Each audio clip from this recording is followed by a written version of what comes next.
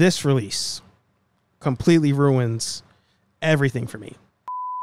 What is up, nerds? It's me, your buddy pal Hey Archer. Welcome back to Nerd Affiliated, and I am back from a honeymoon, back from a good 2 weeks away. I had to make this video. A lot of pre-orders showed up while I was gone, and I didn't want to make a video for each one because you guys have probably seen those videos already. So, in honor of Toy Gains, in honor of Just Incredible, in honor of Kit Bash Customs, I'm going to do just a walkthrough of these figures, just give you my thoughts, and if I regret it. Intro.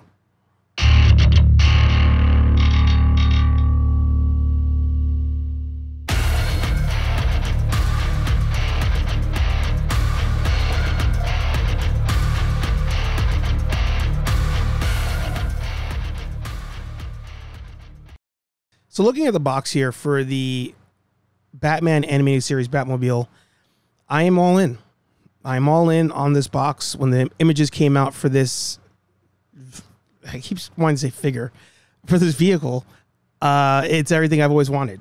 As a kid, I never had the Batmobile, so this was my one opportunity to get one that checked off a couple boxes. Show accuracy, does it fit two figures, and more importantly, does it even have lights? Does it have sounds? So let's take a look at this and see how it is. All right. So the Batmobile from the animated series. This is my, like I said, definitive Batman.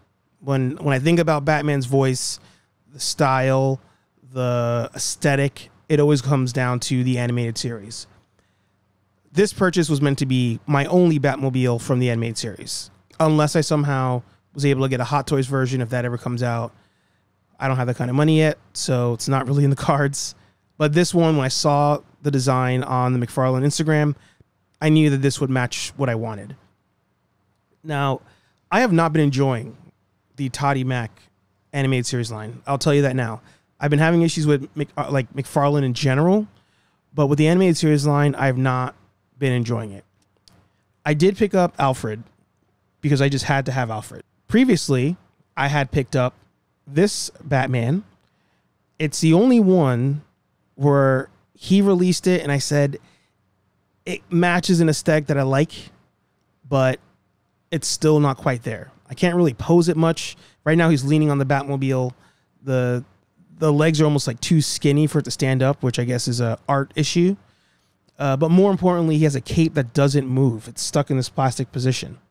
Now, he's great with his display. This came with a light-up backdrop to reflect the intro of the show. But as a Batman to do photography with, you're kind of limited to one photo, one pose. Finally, over here, we have Jim Gordon from the series. I picked him up today. $15 clearance at Target. To me, that is worth the price. But that brings me to the issue as a whole with everything here. Technically, these two figures are $30 a pop. Now, if you pick these up to go with an already established Batman line that you've been getting from Toddy Mac, you'll see that they don't scale at all. So, in fact, this launch, the animated series Wave, is more of a 6-inch scale to the original McFarlane launches and ongoing launches that are actually more of a 7-inch scale. Now, I say all that because we have a Batmobile. And the Batmobile belongs to the animated series. Therefore, the Batmobile will not fit your existing McFarlane figures. The feature I do love about this is, of course, the lights. Lights on the back. When you open the canopy, lights on the inside. Rolls back and forth. So, does a good job. Why is that wheel being weird? This thing comes in at a nice $85 for just the vehicle with some lights. Here is Robin. I don't have an animated series Robin because he has not made one that I like. He doesn't really fit. Again, 6-inch scale vehicle 7-inch toy line. I have a bias. I am a fan of 6-inch figures. So I wish that even these were 6-inch figures.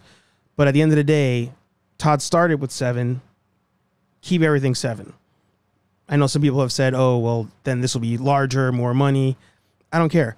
I want to have freaking Ben Affleck Batman with my animated series Batmobile. That's the idea. Just mix and matching all the figures that are coming out of the one production house. So, am I disappointed? Kind of. You know, from the outside, you don't really notice. You could still take photos and it kind of blends in. But if you want any photos with your existing McFarlane figures inside of there, it ain't happening. But let's move on to the tumbler. So next up, we have my first FOMO purchase of this group, and that is the Dark Knight tumbler. Now, I don't have many Dark Knight figures. In fact, I only have one, now that I think about it, and that's because it came in the multi-pack. I like the franchise as a whole. Do I love all the movies? No. But when this tumbler was announced, they had the 2 versions. You had this one and you had the camo one that Bane drove at the end of the Dark Knight Rises. Didn't need the camo one, but I felt like this one just has a nice iconic look. You get a Lucius Fox. So I figured I'll buy it. I'll sit on it for a while. If I ended up wanting to return it or cancel it, I could always do so. Okay. So now we have the Dark Knight tumbler. Again, giant hunk of plastic. Does have an open feature, so you can put your figures in there. And it comes with Lucius Fox. So right now, Lucius is in there. Great quality figure. I enjoy Mr. Fox. You know, Lucius did show up in some other random pieces of media, but I feel like Morgan Freeman really put him on the map. Of course, I'm struggling to get him to stand up, but whatever. You get him, you get some random accessories, and this whole thing costs a nice $125. So it's cool. You can still pair, technically, animated. I'll just lean Alfred. Here, I'll just put Alfred here. So you can still put animated with this tumbler, and it matches up. But as you saw before, you can go the other way around. So will it make for some cool shots? Sure. Can you throw some dirt on it to really make it look weathered? Of course. But overall, I think the tumbler is a pretty good pickup. Again, $125 for this one. I think if you got the camouflage version, it was a desert camo or city camo. That one was like $89. I'll put it up on the screen here. It feels beefier. No lights, more money. $100 seems more in line here as I mess around with this thing. The animated series Batmobile right now, I'm thinking that would have been knocked down to maybe like 50 or 60 if I'm judging based on this. But let's go on to the final unboxing. Now here's the second FOMO purchase of this haul, and that is the Ghost Rider figure from Marvel Legends. The one purchase that you'll see today that is not a McFarlane figure. Now, I am not going to lie to you guys. I am not knowledgeable with Ghost Rider. All I know about Ghost Rider is that Nicolas Cage did a movie on him and that he's a Marvel character that everybody loves. That's as far as it goes. I did see Ghost Rider on Agents of S.H.I.E.L.D. That was a different version. That was the same version that we were going to end up getting in the Engine of Vengeance. But I actually had to refer to the back of the box to get a little bit of info on Ghost Rider, since I don't really know much about Ghost Rider. And, of course, his name is Danny Ketch. I've heard it in videos, but I wasn't too sure. So, there you go. Now it's confirmed for me. Let's take a look at Ghost Rider. All right. So I tricked you. I actually have 2 different vehicles unboxings here to show you. Of course, Ghost Rider, Danny Ketch. But we also have the Batman animated series, Batcycle. Now, this was the first McFarlane vehicle purchase I ever made, but I never unboxed it. Didn't unbox it once. Reason being was that was announced, that came out, and I said, I'm going to buy this because at some point in the future, I'm hoping he makes an animated series Robin that I actually do enjoy, that I actually do look at and say, paint apps are good, the articulation's good, head sculpt's good, whole 9 yards. So I bought it just on good faith for the future. I will show you also,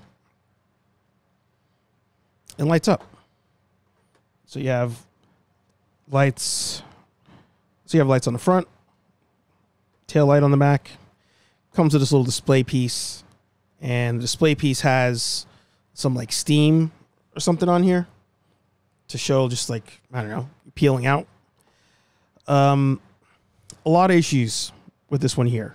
For one, as I mentioned before, it is animated series, so any Robin that you do have that may be from just McFarlane or Batman or whatever looks kind of ridiculous. Doesn't fit at all on this thing. Since it is for the 6-inch scale, I'm going to let my good friend Matt Murdock rest on this thing. All right, so we got Murdock on there. He's 6-inch figure, and he looks great. Let's turn the lights on here. Again, lights on the front, lights on the back. This placement is ridiculous. I don't know how you couldn't figure out a different way to do this, but it works great here because Matt is double jointed, very flexible. But I've seen a lot of Batman pictures where people have like Batman's feet back here and like his knees are on there. It makes no sense. I don't blame the people doing it. I just blame Todd for this. This Batmobile, I feel like, scales to nothing. Neither the 6-inch nor the 7-inch line. He kept the aesthetic, which is great. This baby was a nice $40, $39.99.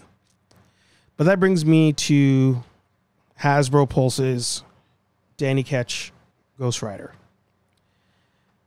FOMO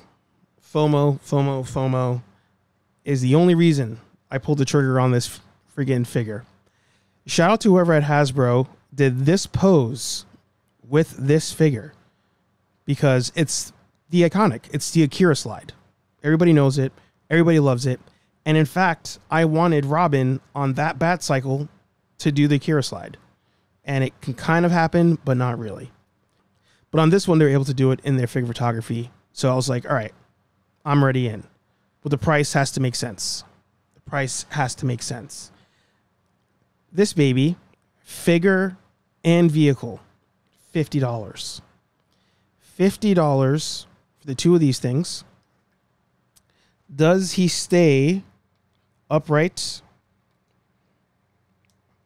on his own? No, doesn't happen. It's a balancing act. So that's one little issue. You get cool effects for the wheels. Do I wish it came with alternative wheels so I can use this with different figures? Sure. But it comes with some cool translucent wheels. Head sculpts on Danny here. Translucent flame effect. That's great. Only one head sculpt. Nothing else. That's pretty much all you get as far as the main pieces to this launch. But it comes with some cool accessories. And you got some additional flame accessories. So if you want the cycle to be upright, with Danny riding on it, you need to be using at least one of these two flame effects to go under the tires. And ultimately, it makes sense. Now, if it did come with other wheels, then this would have to stand on its own for anybody to feel like that makes sense. But since it doesn't, and only comes with flame effect wheels, it having flame effects to go under the wheels, I get it. I totally get it. There's one more flame effect it comes with. This release completely ruins everything for me. This wheelie effect is top tier. Top tier. I feel like this Ghost Rider gives you a lot of different options as far as how do you display this, how do you photograph this. But, I mean, this wheelie effect, chef's kiss. Chef's kiss. So at the end of the day, do I hate the Batmobile from the animated series? No. Of course, it holds some nostalgia to me. But do I feel like it was worth the price tag? That I'm really starting to struggle with. Really starting to struggle with. Do I hate the tumbler? No. Because it's iconic. How can you hate the tumbler from the Dark Knight trilogy? However, is the price tag justified?